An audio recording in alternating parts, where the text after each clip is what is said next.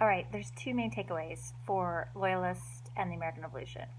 First is there's enough of them to make this feel like a civil war, but there's not enough of them to win. Adams estimated during the war that there were maybe 2/5 of the population that was patriot, 2/5 of the population was neutral, and 1/5 of the population was loyal. And so, again, not enough to win, but enough to make this, in many ways, pit families against families. For instance, Benjamin Franklin's son stayed loyal to the British, and when he's captured by the Americans, Franklin did nothing. And this is the son that was out there with him flying the kite when he was doing the electrical experiment. Franklin did nothing to try to, maybe can you get him an extra blanket, make sure he's got food. And then after the war, about 100,000 people left the colonies. So clearly that's also a reflection of who is ardently loyalist. Franklin's son was among them, and they pretty much never spoke. The rest of Franklin's life, his son tried to make amends, but Franklin wouldn't have anything to do with him. So, a good example of how this could really tear apart families.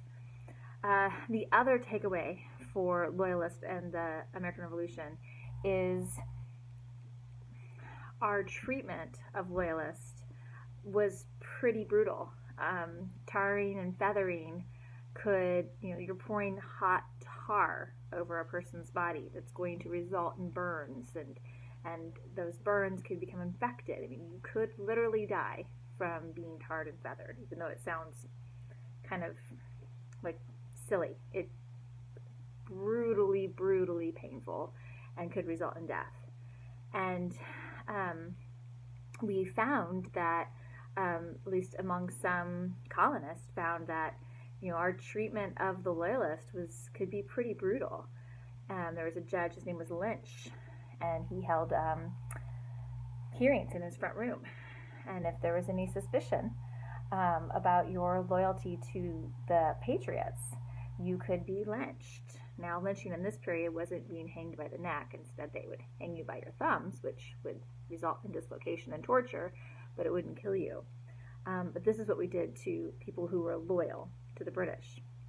And so, in this way, we can connect the American Revolution, our treatment of the Loyalist during the American Revolution, to the Bill of Rights. And that some people, after the American Revolution, will remember our treatment of the Loyalist and will feel like the people we need to protect ourselves is from ourselves, which is why they argue for a Bill of Rights. So we'll see that in the next lecture module. Take care.